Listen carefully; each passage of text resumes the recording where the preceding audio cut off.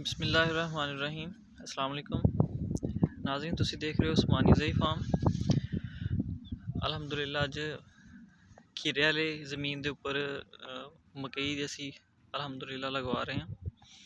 और पहली वीडियो के तुहानू हफ्ता पहले भी आगाही दी सी कि किस तरह मकई दी खेलों और किधरले रुख नाल मक्की लगानी चाहिए है। अज असी संजेंटा का एक हाईब्रिड है नया बैंबस वो लगा रहे हैं।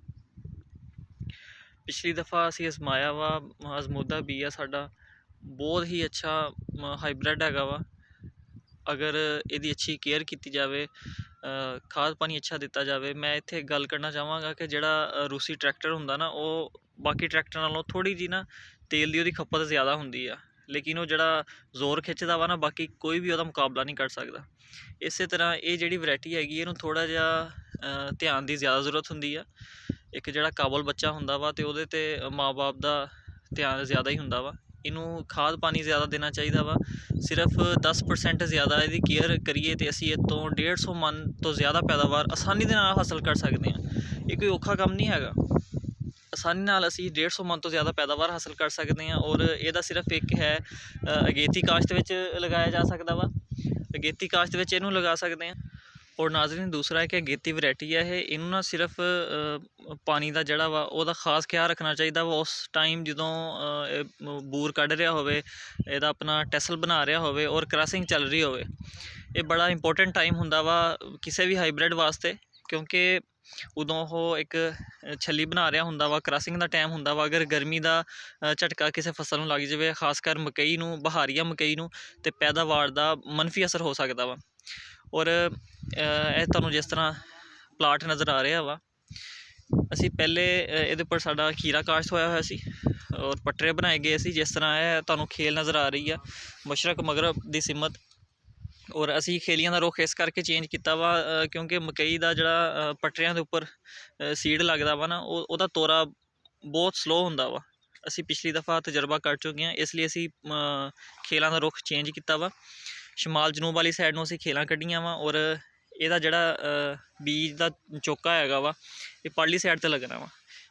इस तरह मैं खड़ा वा तो इहदी परली सिमत सीड लगना वा। तो जिहड़े ए मत्थे हैगे आ, असी मशरक मगरब वाली सिमत कड्ढे हुए, तो इहदी उरली साइड ते असी सीड लगवाना हैगा वा।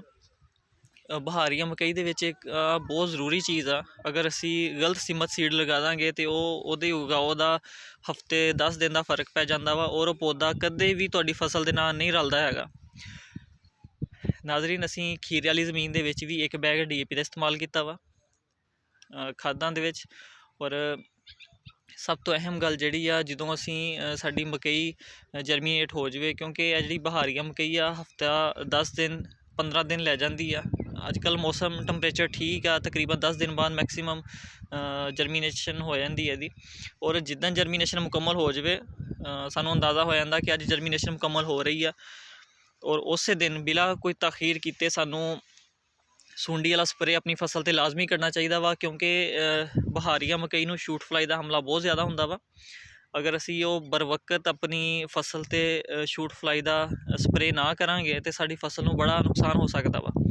इसलिए जिस दिन तुहाडी फसल की मक्की की बहारिया की जर्मीनेशन मुकम्मल हो जाए, उस दिन फौरन जिहड़ा ना वो शूट फ्लाई का स्प्रे करना चाहिए वा। कोई भी कोराजिन कर सकते हो, FMC का एमामैक्टन प्लस कोई भी स्प्रे जिहड़ा असी सुंडी वास्ते नॉर्मली करते हैं।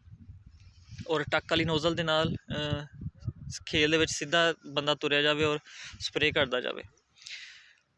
और दूसरे नंबर पर नाज़रीन यदि खादां की गल करिए, पहली जिहड़ी इनू असी आपाशिया हुण कर रहे हैं, नाल चोका लगवा रहे हैं। अगली आपाशी असी उदों करांगे जदों 10-15% साडी मकई जिहड़ी आ वो जर्मीनेट हो गई, यानी कि 8 तो 10 दिन दे विच विच असी दूसरा पानी लगा देंगे, जिन्हों चोए वाला पानी कहने हैं। और तीसरा जिहड़ा पानी आ, असी गालबन उन्होंने अपनी जबान दे विच पहला पानी ही कहने हैं, क्योंकि वो मकई जर्मीनेशन तो बाद पहला पानी लगता वा और असी उहदे नाल खाद दे रहे हुंदे हैं।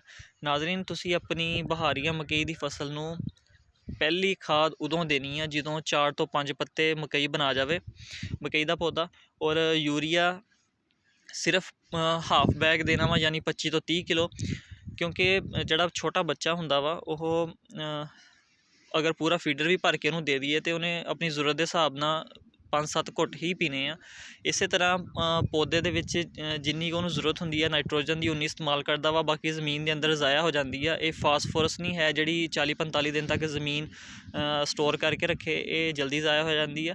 ਇਸ ਲਈ ਪਹਿਲੀ ਜਿਹੜੀ ਯੂਰੀਆ ਸਾਨੂੰ ਦੇਣੀ ਚਾਹੀਦੀ ਆ ਉਹ ਸਿਰਫ ਹਾਫ ਬੈਗ। ਉਸ ਤੋਂ ਬਾਅਦ ਅਸੀਂ ਆਪਣੇ ਤਰੀਕੇ ਨਾਲ ਪੂਰੀ ਬੋਰੀ ਦੇ ਸਕਦੇ ਹਾਂ।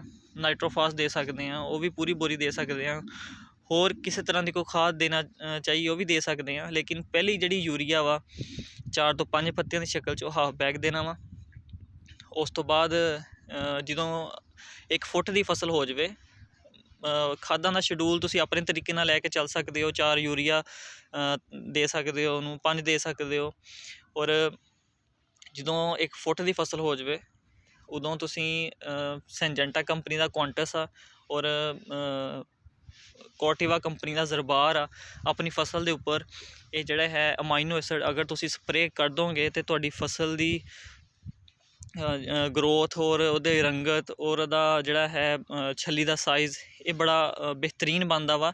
ਮੈਂ ਕਹਿੰਦਾ ਕਿ ਅਗਰ 2 ਸਪਰੇਅ ਅਸੀਂ 4000 ਰੁਪਏ ਦੀ ਕੀਮਤ ਦੇ ਆਪਣੀ ਫਸਲ ਦੇ ਉੱਪਰ ਬਹਾਰੀਆ 'ਤੇ ਕੱਢ ਦਿੰਦੇ ਹਾਂ, ਅਤੇ ਅਸੀਂ ਆਪਣੀ ਪੈਦਾਵਾਰ ਨੂੰ 10 ਮਣ ਤੱਕ ਵਧਾ ਸਕਦੇ ਹਾਂ। ਅਸੀਂ ਅਜ਼ਮਾਇਆ ਹੋਇਆ ਵਾ ਇਸ ਚੀਜ਼ ਨੂੰ। ਔਰ ਪਹਿਲਾ ਸਪਰੇਅ 1 ਫੁੱਟ ਦੀ ਜਦੋਂ ਮੱਕੀ ਹੋ ਜਾਵੇ, ਔਰ ਦੂਸਰਾ ਸਪਰੇਅ ਜਿਹੜਾ ਵਾ ਉਹ 2 ਫੁੱਟ ਦੀ ਫਸਲ 'ਤੇ ਅਗਰ ਅਸੀਂ ਕਰਾਂਗੇ ਤਾਂ ਅਸੀਂ ਆਪਣੀ ਪੈਦਾਵਾਰ ਨੂੰ ਬੂਸਟ ਦੇ ਸਕਦੇ ਹਾਂ, ਬੂਸਟਅਪ ਹੋ ਸਕਦੀ ਆ। ਔਰ ਅਸੀਂ 150 ਮਣ ਤੱਕ ਜਾਂ ਇਸ ਤੋਂ ਵੀ ਜ਼ਿਆਦਾ ਕਰਾਸ ਕਰ ਸਕਦੇ ਹਾਂ।